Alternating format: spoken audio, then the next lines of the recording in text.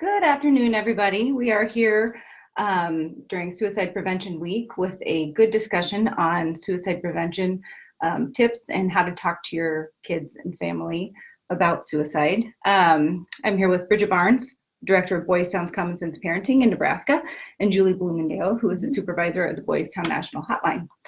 So we have a lot of questions to go through. If you have any, go ahead and add them to the video, and we will go ahead and try and answer as many as we can.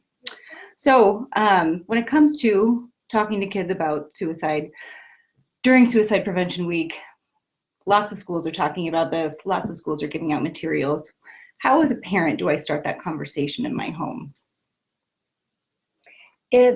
We are very thankful that the conversations are happening and that schools are providing students and parents with the resources that they need, because to think that it is not a struggle for most kids.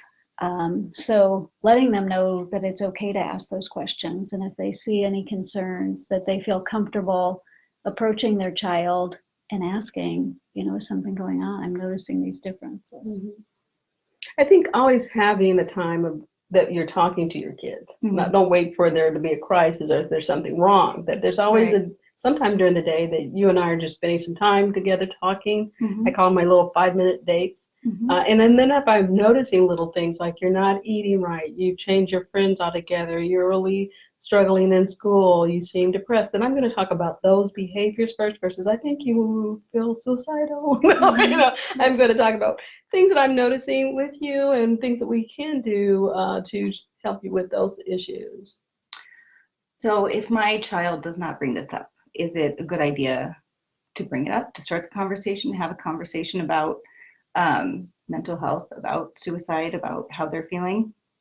Absolutely. And I think there's a hesitancy for parents to bring up, because it is a very sensitive topic, and you're afraid that if I bring it up, am I going to be putting the idea in their head? Mm-hmm. And the research absolutely shows that's not the case, that if it's in their mind, it's already there. And if you ask the question, it's amazing how honest that they're going to be. At the hotline, on 90% of our calls, we're going to ask people if, because of what they're going through, are they having thoughts of suicide?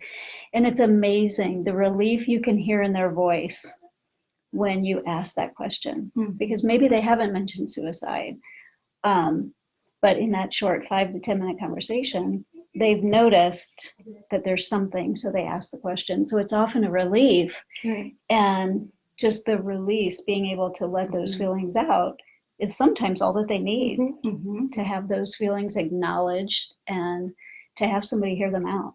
Right. Give me 3 things that are important for me to relay to my child when we're talking about this. I would say definitely you want to let them know it's okay to talk about it first thing. And that I'm not going to judge your feelings about that. I'm not going to say, oh, you should be happy, you have everything to live for. I'm going to say it's okay to have those feelings. And then, what can we do? What can I do to support you, to help you, and what can you do to help yourself? Right. There is a way out of that, and not just I have to stay here and there's no way out. So giving kids some hope when they might be feeling hopeless. And I think also, to add to that, to help them understand that the struggle is normal.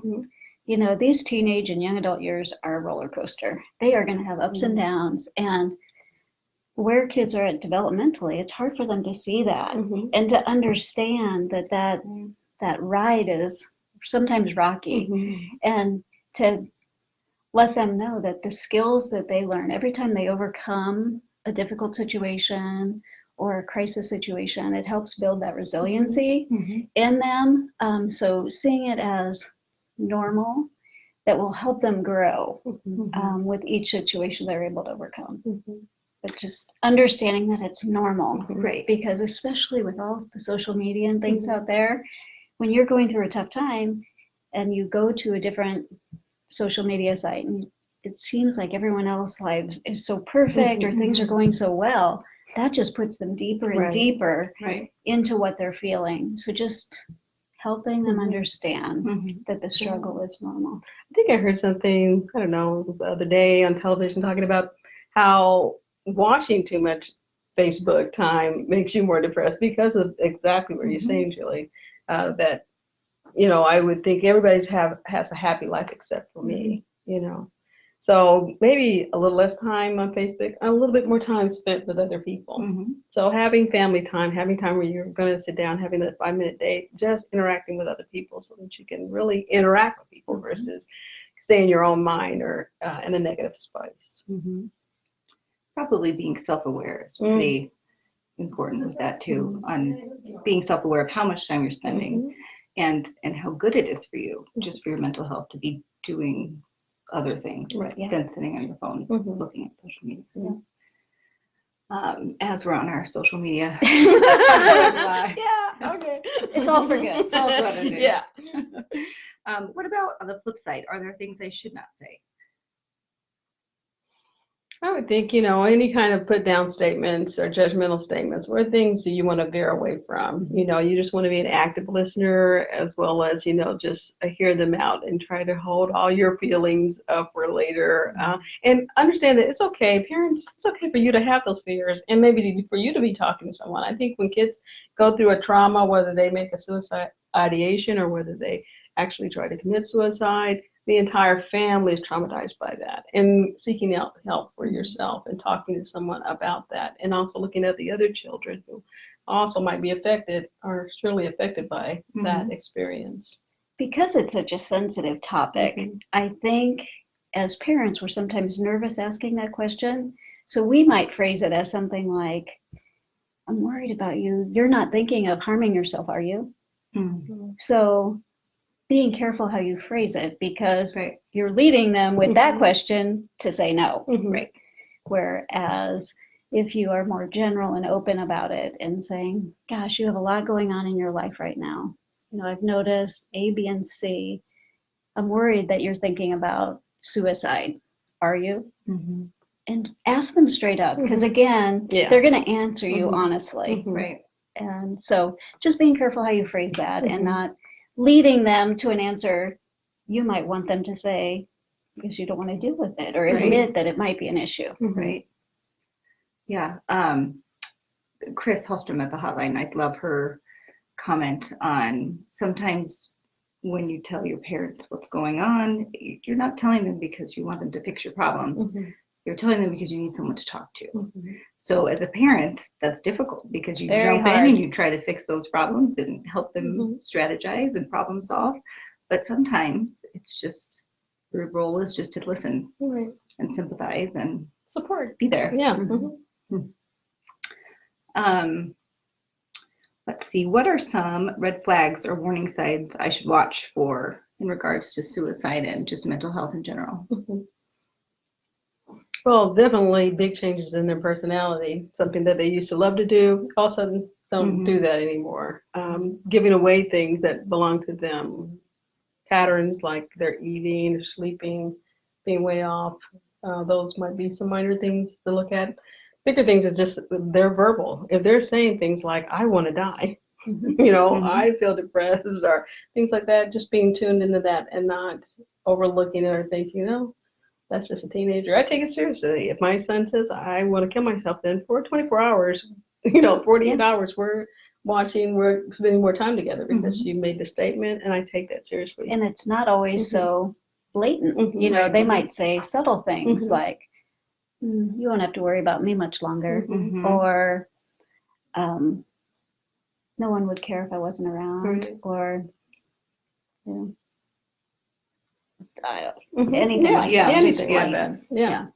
So kind of being a little bit more in tune to what they're saying. And that's why that spending time talking and having the time to talk every day and the kid knowing that time is there for me is good, because they'll share those kind of concerns with you and you'll be more focused versus I'm cooking, I'm doing my internet, I'm talking on the phone, and I didn't really hear what my child said. Yeah, I was just thinking that it's so important at that time for a parent to put away any other distractions and just focus on that and be there, even if it's just those 5-minute dates. But then you can recognize when things are starting to change. Yeah.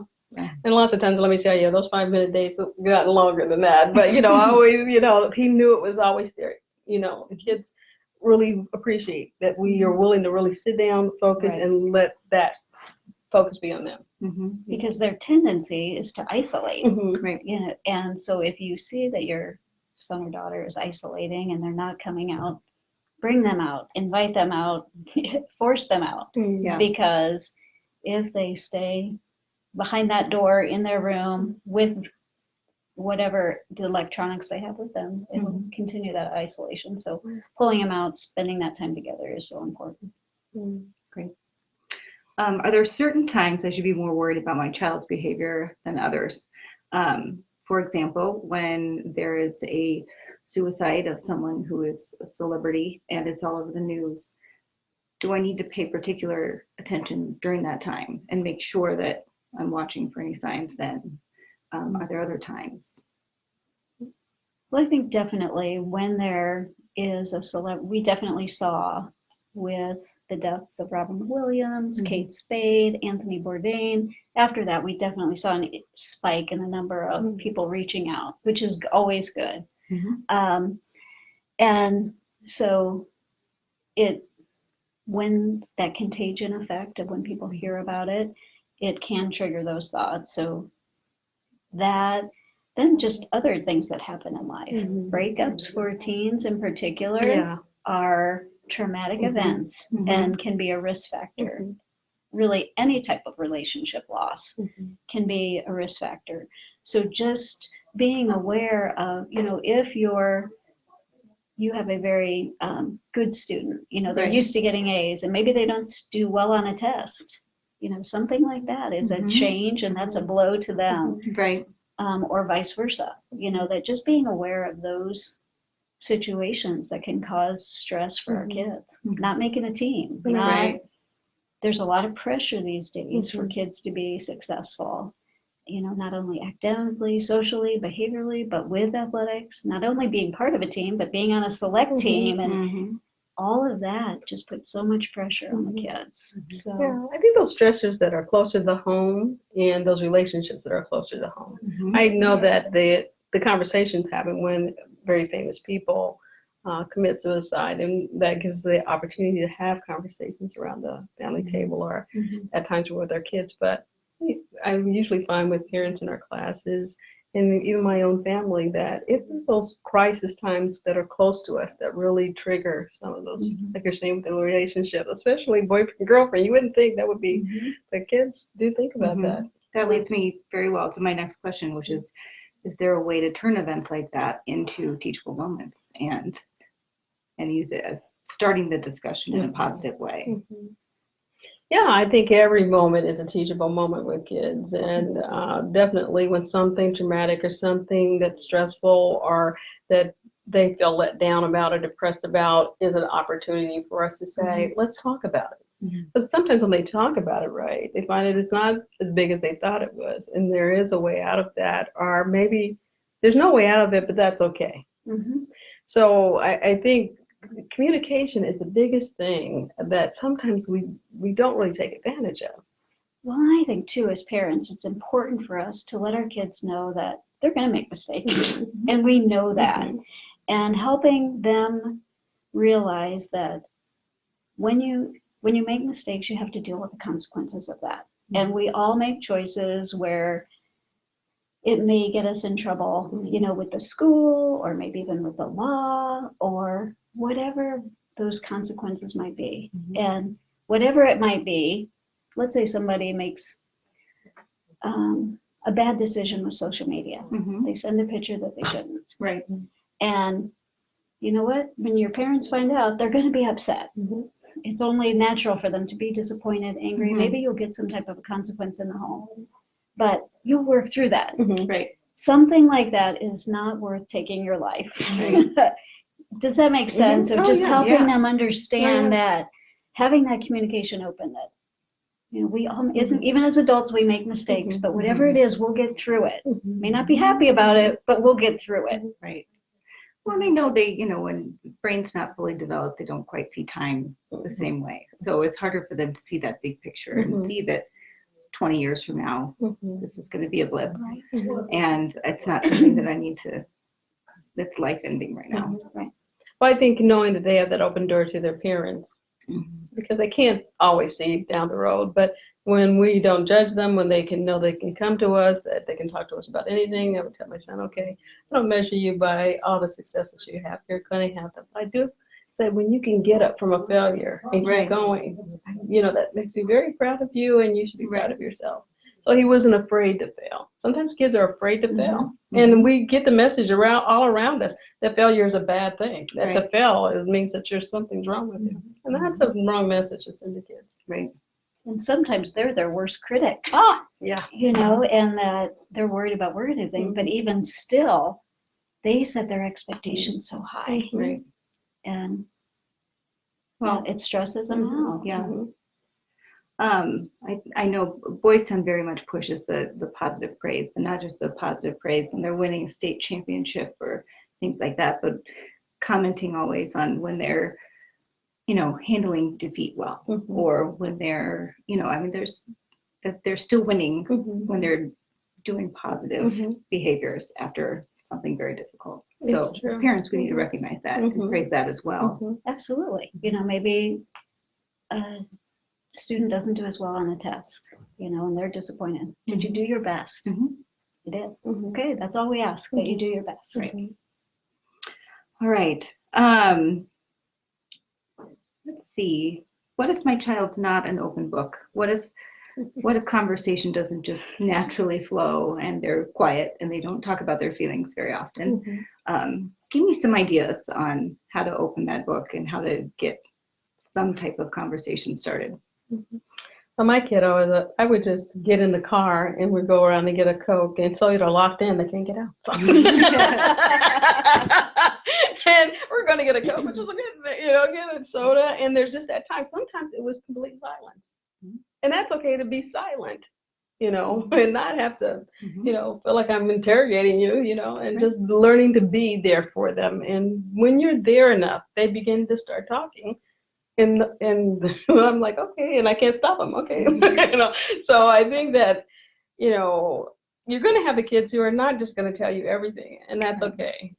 Really, I still give them the same amount of time. I still give them the same amount of space. I still let them know the door's open. There's no judgment here. I do ask questions and whatever they feel comfortable sharing with at that time. But it's really the consistency of being there and being available. What do you think, Jill? Well, when you asked that question, all I could hear was fine. How many times do we ask, how was your day? Fine. Yeah. It was good. And again, just to reiterate what Bridget said, is just continue to ask the questions, even though you may not get that answer right away, because they know that you do care and that it is hard, especially for the teenage boys, to verbalize sometimes what they're going through. But if they do feel comfortable and know that you take an interest, that hopefully that when they really need it, they're going to feel comfortable sharing. Well, that whole fine, we usually ask, how was school? Well, great, fine. Or they give us the one answer. But how did you ask the question? Tell me about the worst thing that happened. Tell me about the funniest thing. Oh, guy made milk come out of his nose, whatever, and they tell me more of a story. So it's that storytelling that I try to get after with open-ended questions versus something that gives me the yes, no, or fine. Right. Great. We did a interview with one of the kids here on Boys Town and I loved what she said. I said, "What's your favorite thing about Boys Town?" And she said, "Every morning when I get up, my family teacher asks me how I slept." And just that consistent checking in and care. I thought that was great. I love that. And it seems simple. It seems simple. It impacted her a lot. Yeah. Okay. What about mental health in general? Is it important to be talking about mental health on a regular basis with kids?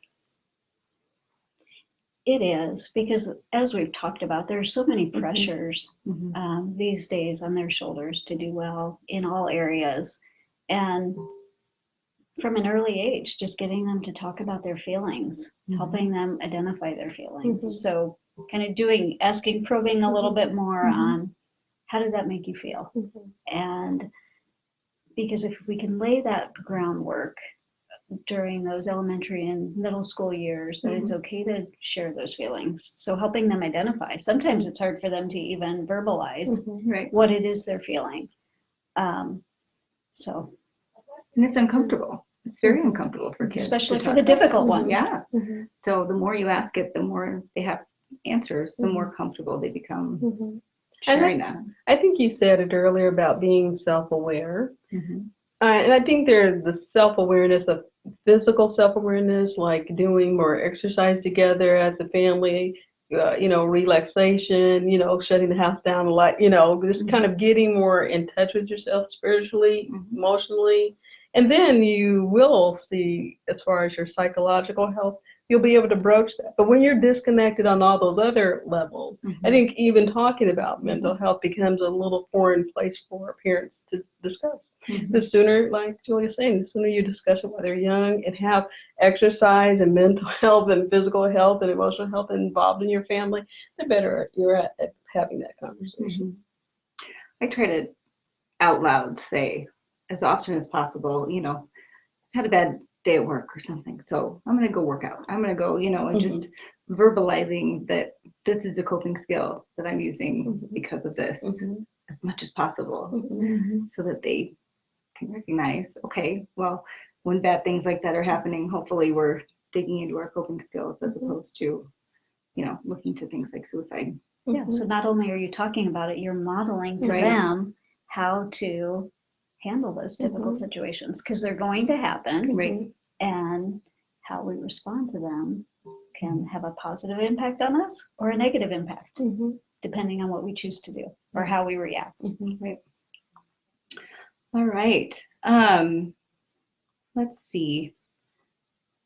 How can I make sure my kids get the help that they need when they need it?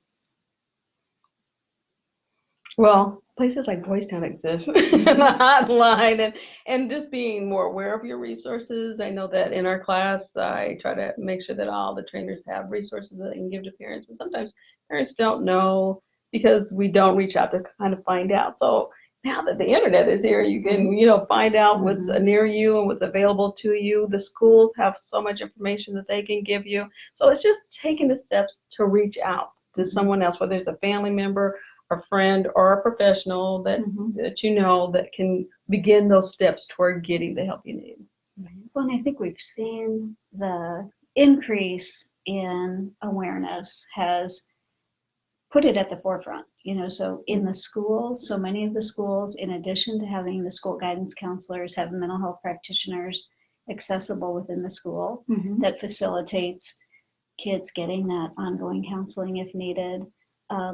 And even when they go to their physicals with their pediatricians, part of those regular physicals are some type of a quick mental health evaluation. And you can definitely see how those are having a positive result because, they go, for their yearly physical. 6 months later, they go for a sports physical and they see a change in the scoring. So it's on their radar and they can make that earlier intervention because it's something that they're checking regularly. You guys have a lot of coping skills listed out on Your Life, Your Voice. 99, in fact. 99 coping skills. Give me a couple of coping skills that you often hand to kids when they call into the hotline. Well, when we go out to schools and we talk about coping through the teen years and we hand them out to the classes and they start perusing them, one of the first ones that pops out is watch a fish. And they all kind of laugh and joke and, oh, I would never do that.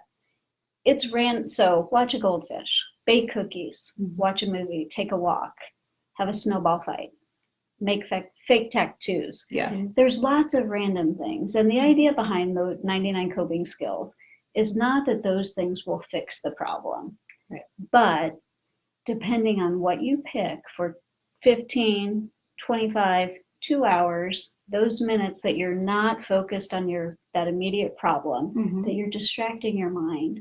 And hopefully when you're done with whatever activity that you pick, maybe you've changed the course of direction for the day to something more positive. Right. Or it's not so immediate. Right. Right. I know that I made it a point to have in our family of giving back or acts of kindness or doing something for someone else. And so when you do something for someone else, it does take your mind off of maybe more me, or that I might not have it as bad. I know that when we took our son to help some people who were quadriplegic or paraplegic, he really got an understanding of where he was in the scheme of things and how those people were still trying and still going forward. So giving back, sometimes we need to focus outside of ourselves and help our kids to do that so that they can understand all the blessings that they really do have in their lives. That's a great coping It skill. is. Volunteering is, Mhm. just as you said, it gets them out of their comfort zone Right. and sees that what other challenges people are faced with, whatever that might be, it gives them an appreciation for what they have, and just that feeling of giving and doing something kind for somebody else has a huge impact. Makes you as feel well. good. Yeah, Yeah. it makes you feel good. Like, Yeah. oh, okay. Yeah. That's a great idea. Yeah.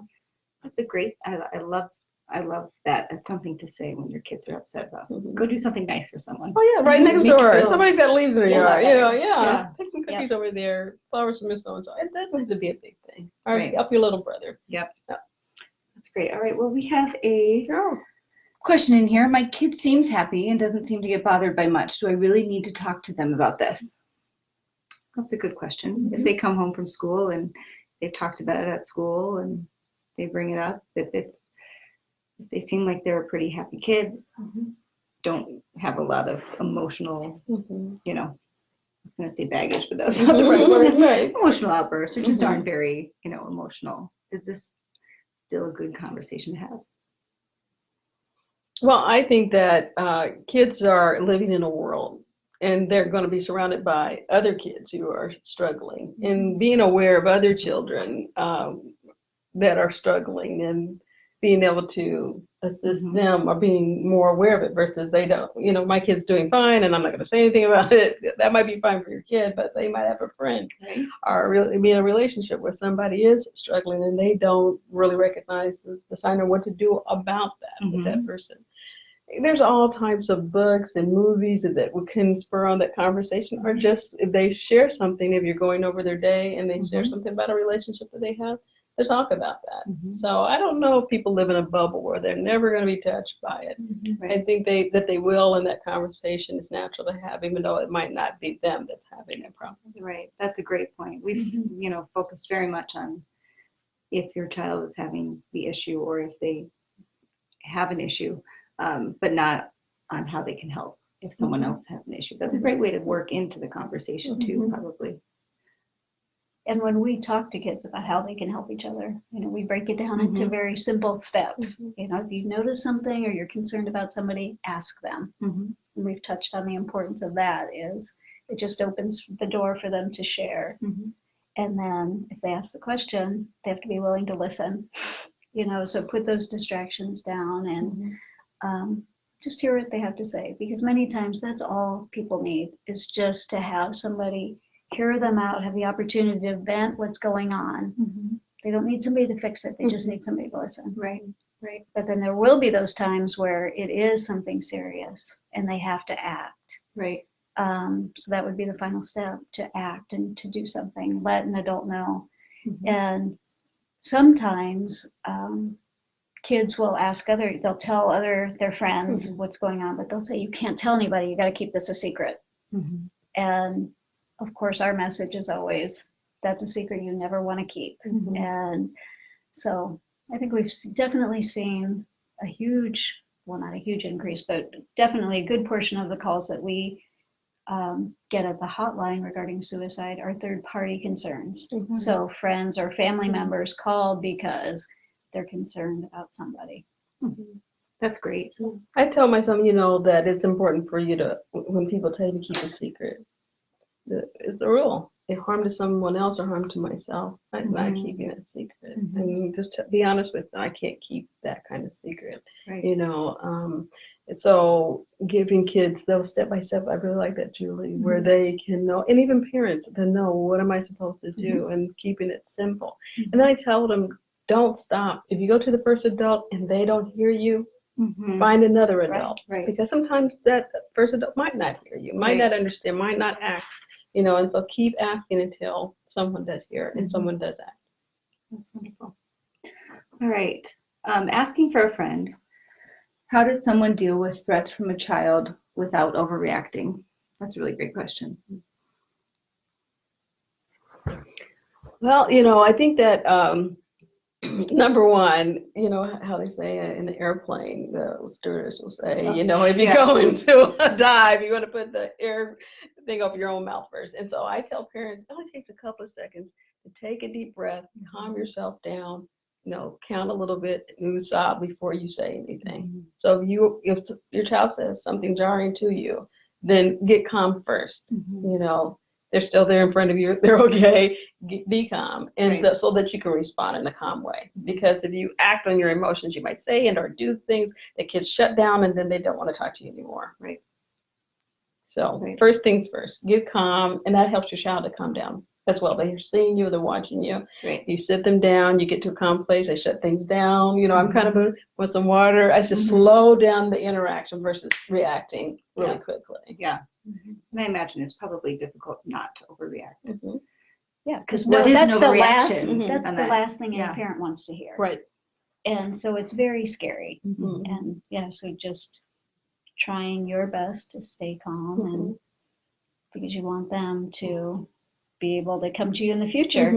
How you react will have an impact on how they come to you in the future. So. I think it's a practicing of that, because when your adrenaline is going, if you're in the situation and everything we're saying right now sounds really good, but when you're there, you might respond differently. So you have to kind of practice on a daily basis of calming strategies, of being able to be self-aware of your own self in order to teach it to your kid. And so that when you're in that situation, you will step back a little bit, calm yourself down, get the situation calmed down, sit the child down, and slow it down so that you can hear them and they can hear you, and that you guys can be in the same place at the same time listening to each other. Yeah? Yeah. What are the next steps you take then? Well, I think Julie said earlier, once, you're really hearing each other, it's to act, what do we need to do? And it's not always solving the problem. Maybe the child is acting, and maybe I'm supporting that action. Or maybe we're looking, I really had my son look for things on the internet, what can we do, that kind of thing. So I don't know if it's, always that you have to do something, but you have to be supportive of whatever action the child needs at that point. Right. What do you think, Julie? It is. We always at the hotline strive for the least restrictive alternative.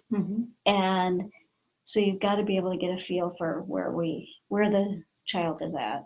So on every call, we'll do a lethality assessment, and based on how they respond to those things. So when we talk about it, it's what do we do from here? We always start internally and then work our way out.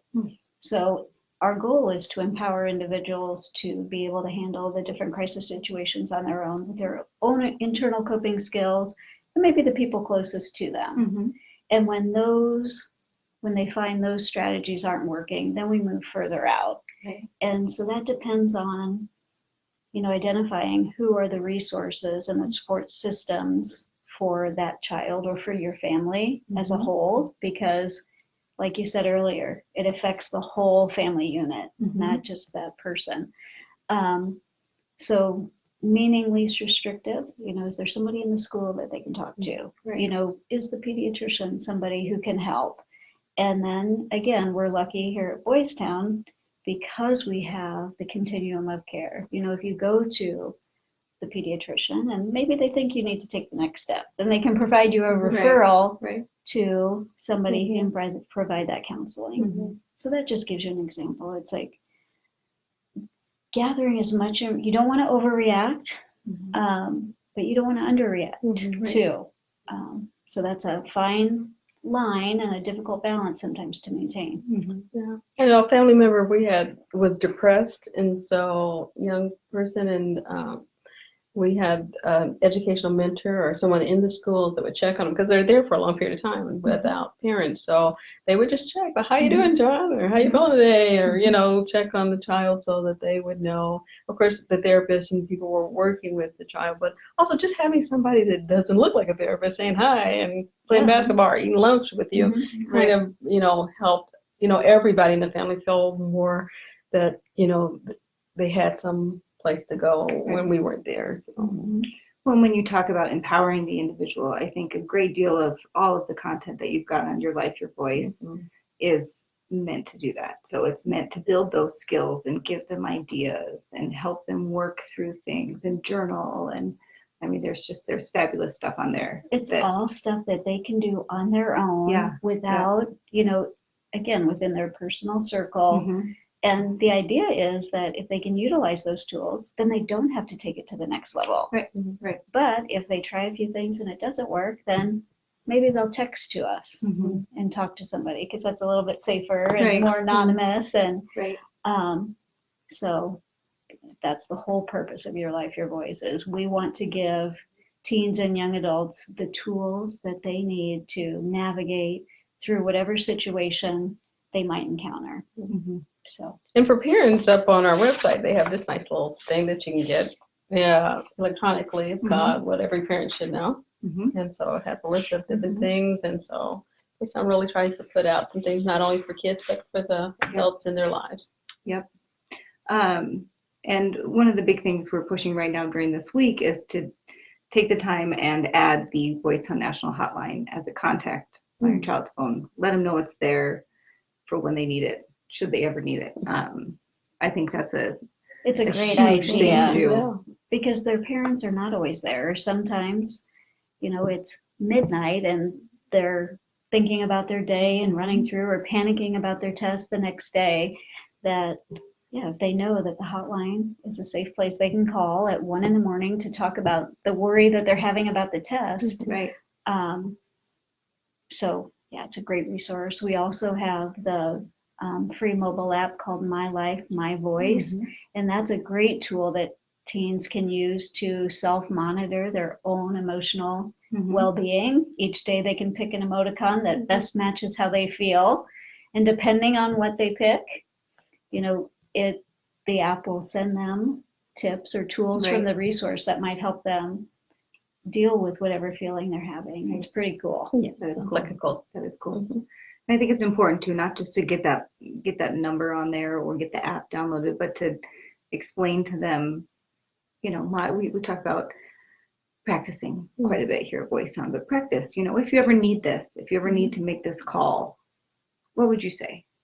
Help me get through this stress right now, or help me, and maybe making that uncomfortable call then is a little bit less uncomfortable for the kids.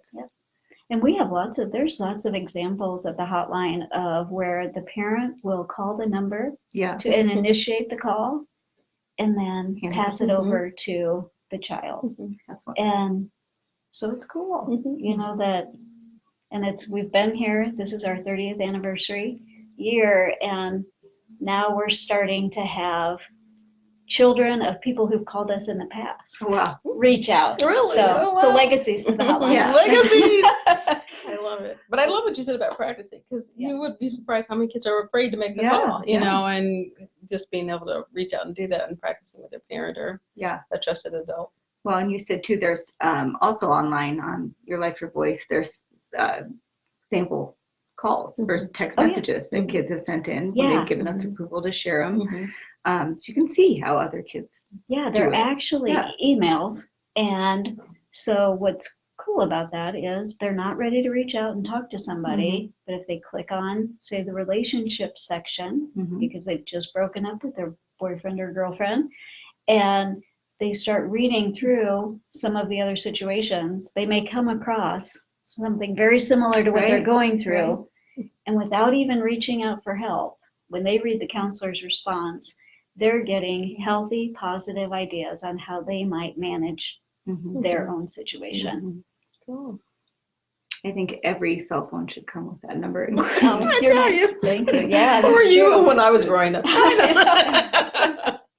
Well, there's lots of support for kids out there nowadays. So just making sure that we get it into their hands, I think is very important. I think, that's all the questions we've got. So thank you for what you do. Thank you for what you do. It is wonderful and much needed. If you're looking for CSP classes in your area, you can go to boystown.org/CSP, and that is the program that Bridget runs. And you can see when the classes are, what ages, what times, all that stuff. And if you want to, we mentioned the Boys Town National Hotline. Phone number is 1-800-488-3000. 448. 448. Oh, gosh. Got it wrong. Hotline number 1-800-448-3000. And the website is yourlifeyourvoice.org. And as Julie mentioned, they also have an app, My Life, My Voice, that's available on Google Play and on the App Store. So thank you very much. Thank you for having us. Spend the next 30 seconds, go grab your kid's phone and add the Boys Town National Hotline as a contact. Thanks, everybody. Thank you. Bye.